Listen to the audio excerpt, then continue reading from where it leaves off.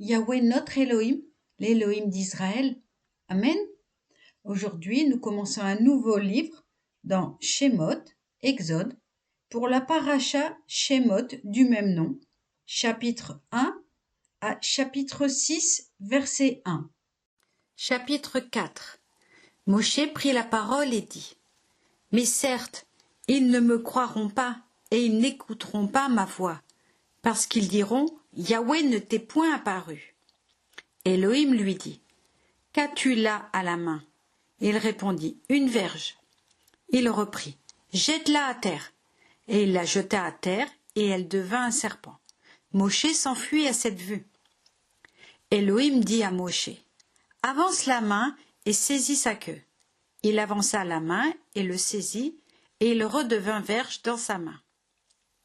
Ceci leur prouvera qu'il s'est révélé à toi, Yahweh, l'Elohim de leur père, l'Elohim d'Abraham, d'Isaac et de Jacob. Elohim lui dit encore : Mets ta main dans ton sein. Il mit sa main dans son sein, l'en retira, et voici qu'elle était lépreuse, blanche comme la neige. Il reprit : Replace ta main dans ton sein. Il remit sa main dans son sein, puis il l'en retira, et voici qu'elle avait repris sa carnation. Eh bien, s'ils n'ont pas croyance en toi, s'ils sont sourds à la voix du premier prodige, ils devront céder à la voix du dernier. Que s'ils restent incrédules en présence de ces deux prodiges, et s'ils n'écoutent pas ta voix, tu prendras des eaux du fleuve et tu les répandras à terre. Et ces eaux que tu auras prises du fleuve deviendront du sang sur la terre. Moshe dit à Yahweh : De grâce, Elohim, je ne suis habile à parler ni depuis hier, ni depuis avant-hier, ni depuis que tu parles à ton serviteur, car j'ai la bouche pesante et la langue embarrassée. Yahweh lui répondit : Qui a donné une bouche à l'homme ? Qui le fait muet ou sourd, clairvoyant ou aveugle, si ce n'est moi, Yahweh ? Va donc, je seconderai ta parole et je t'inspirerai ce que tu devras dire. Il reprit : De grâce, Elohim, donne cette mission à quelque autre. Le courroux de Yahweh s'alluma contre Moshe et il dit : Eh bien, c'est Aaron ton frère, le Lévite, que je désigne. Oui, c'est lui qui parlera. Déjà même, il s'avance à ta rencontre et à ta vue. Il se réjouira dans son cœur. Tu lui parleras et tu transmettras les paroles à sa bouche. Pour moi, j'assisterai ta bouche et la sienne, et je vous apprendrai ce que vous aurez à faire.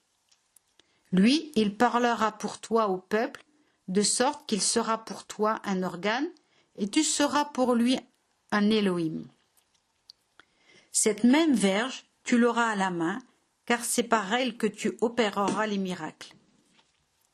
Là-dessus, Moshe s'en retourna chez Yéthro, son beau-père, et lui dit : Je voudrais partir, retourner près de mes frères qui sont en Égypte, afin de voir s'ils vivent encore.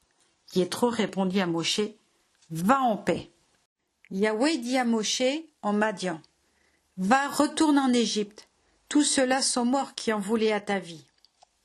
Moshe emmena sa femme et ses enfants, les plaça sur un âne et reprit le chemin du pays d'Égypte.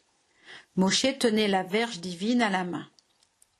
Yahweh dit à Moshe : Maintenant que tu te disposes à rentrer en Égypte, sache que tous les miracles dont je t'aurai chargé, tu les accompliras devant Pharaon, mais moi je laisserai s'endurcir son cœur, et il ne renverra point le peuple.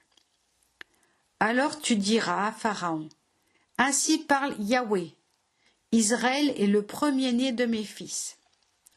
Or je t'avais dit : Laisse partir mon fils pour qu'il me serve, et tu as refusé de le laisser partir. Eh bien, moi, je ferai mourir ton premier-né. Pendant ce voyage, il s'arrêta dans une hôtellerie. Elohim l'aborda et voulut le faire mourir. Séphora saisit un caillou, retrancha l'excroissance de son fils et la jeta à ses pieds en disant : Est-ce donc par le sang que tu es uni à moi? Elohim le laissa en repos. Elle dit alors, oui, tu m'es uni par le sang, grâce à la circoncision. Yahweh dit à Aaron, va au-devant de Moshe dans le désert. Il y alla, il le rencontra sur la montagne et l'embrassa. Moshe fit part à Aaron de toutes les paroles dont Yahweh l'avait chargé et de tous les prodiges qu'il lui avait donné mission d'accomplir.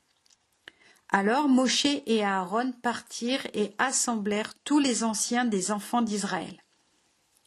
Et Aaron dit toutes les paroles que Yahweh avait adressées à Moshe, et il opéra les prodiges à la vue du peuple.